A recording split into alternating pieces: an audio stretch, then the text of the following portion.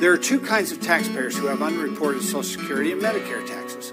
Those who reported insufficient tip income to their employers, and those who were treated as contractors by their employers when they should have been treated as employees. Even though workers with unreported tips are by far the most common, we will discuss both situations in this session. Employees must report tips of more than $20 a month to their employers, who are then required to withhold FICA taxes from them. Tips of less than $20 a month need not be reported on Form 4137 and are not subject to FICA tax. However, they are still subject to regular income tax on Form 1040. In addition, employers and businesses where tipping is common, such as restaurants, cocktail lounges, etc., are required by law to allocate an estimated amount of tip income to their employees who do not report tips of at least 8% of their wages and do not participate in the employer's attributed tip income program. Attributed tips will be reported to the employee on Form W-2, which they receive at the end of each calendar year. The employer is not required to withhold FICA taxes on allocated tips because the amount can be disputed and adjusted with proper employee documentation. Form 4137 enables these taxpayers to report tip earnings. Therefore, an employee might have two sources of income from which FICA taxes have not been withheld: their unreported tip income and their attributed tip income. The IRS requires such employees to report that income on their tax return and calculate the appropriate amount of Social Security, Medicare, and income tax.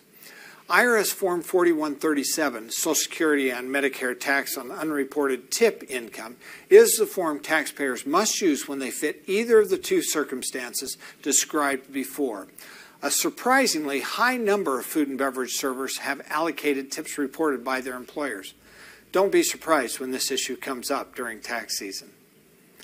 The workbook has specific instructions on filling out Form 4137.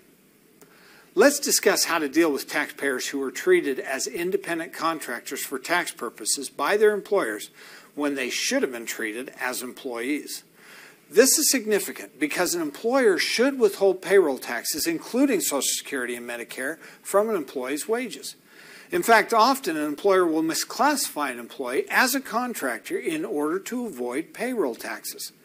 Prior to 2007, individuals who believed they were improperly classified as contractors reported uncollected FICA taxes using Form 4137, the same form we just reviewed with regard to unreported tip income.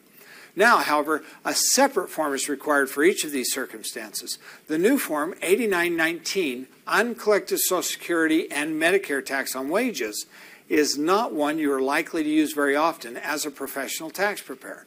Form 8919 is required when the following occurs: a taxpayer performed services for a firm. The firm did not withhold the individual's share of FICA taxes. The taxpayer was not an independent contractor, and the taxpayer either requested or received some confirmation from the IRS verifying that he should be treated as an employee, or the taxpayer or work associates had previously been paid as an employee and now was treated as a contractor for the same type of work. So, if the taxpayer is being treated as a contractor, but others doing similar type work are being treated as employees, the taxpayer can complete Form 8919 to report the income as wages for Social Security and Medicare purposes. The IRS will then contact and bill the employer for their share of the FICA taxes. So, for example, Melanie, one of your clients, worked full-time as a clerk with 4 others doing bookkeeping for Jeff's bookkeeping service. Jeff, preferring not to withhold and report payroll taxes, chose to treat his 5 bookkeeping clerks as contractors. Instead of a W-2, he gave each clerk a 1099 MISC at the end of the year. When Melanie came to you, she explained why she believed she should have been treated as an employee rather than a contractor, and you agreed with her. So you prepared an SSA form to request a formal determination from the IRS. You then completed Form 8919 for Melanie.